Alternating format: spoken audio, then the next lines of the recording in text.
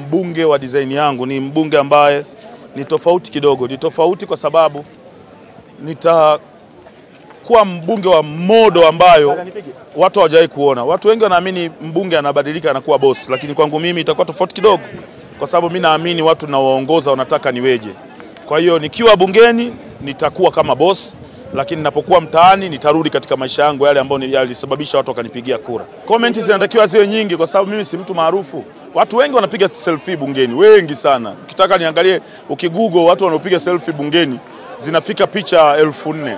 Lakini ya kwangu inaleta taaruki kwa sababu mimi ni mtu maarufu, ni mtu mwenye nguvu, au sio bwana, kwenye jamii. Kwa hiyo inatokea hivyo.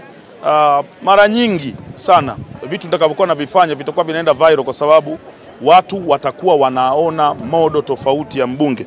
Mimi najipigaga selfie miaka yote, hadi kujipiga selfie bungeni. Ngoja nikwambie kitu kimoja, bunge lina taratibu zake ambazo zipo. Mimi siwezi kuvunja taratibu za bunge.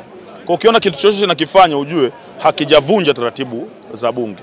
Lakini bunge lina heshima yake, kwa tutaendelea kuipa heshima ya bunge, tutaenda kuipa hadhi ya bunge ili watu wengine wasije wakaona kama bungeni ni sehemu ya kawaida sana.